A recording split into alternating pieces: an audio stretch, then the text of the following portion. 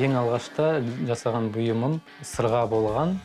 Сырға ол бірақта сынып, әрине соңына дейін жетілмеген. Зергер болу бала арманым емес. Ағаш шебері болғым келді негізінде. Бірақта сол жерде колледжде тапсырып жатқан кезінде қабылдайтын кісі маған айтты: сен егерде ақылы түрде түсетін болсаң, зергерлік мамандықты таңда деп. Мынаны жылтыратасың, кішкене пастадан жағып отырасың арасына. Сол кезде әдемі болып жылтырап шыға келеді. Молодец. Жұмысты жасамас бұрын біз ең бірінші клиенттің не қалайтынын біз бірінші біліп алуымыз керек. Мысалға қазір бізде есімді алқа, именной кулон дейміз ғой.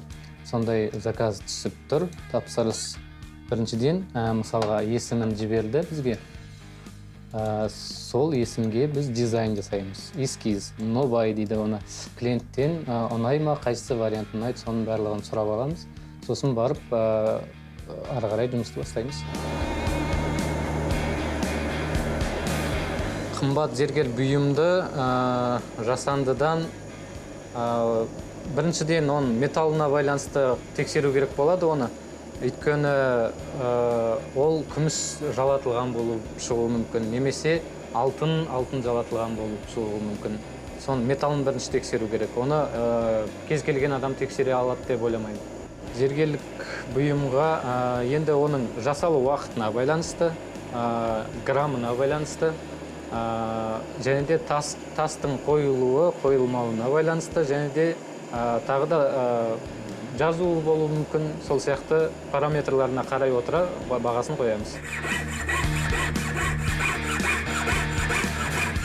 Кәсіптің маңыздылығы ең бастысы адамдарға көңіл күй сыйлау.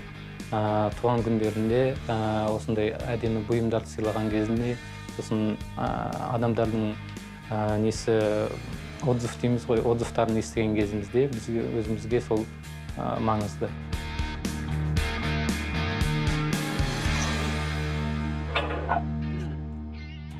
Жұмыстан кейінгі бос уақытта міндетті түрде спортпен шынуға тырысамын. Өйткені спорт ол денсаулықты міндетті түрде сақтау керек. Әрдайым жұмыстан босап спортқа уақытта болуға тырысамын. Жеке өмір менен кәсіпті әрине баланста ұстау қажет міндетті түрде. Өйткені мысалға жұмысты көп істесең адам выгорание дейді, выгораниеға кетіп қалуы мүмкін. Немесе тым көп демалып қойса, жұмысқа да қабілеті кетіп қалуы мүмкін. Сондықтан да екеуін барлығын баланста сақтау керек. Қыздың бойынан әрине инабаттылығы, имандылығы, ең алғашта енді өтірік болмасын, сұлулығына қараймыз.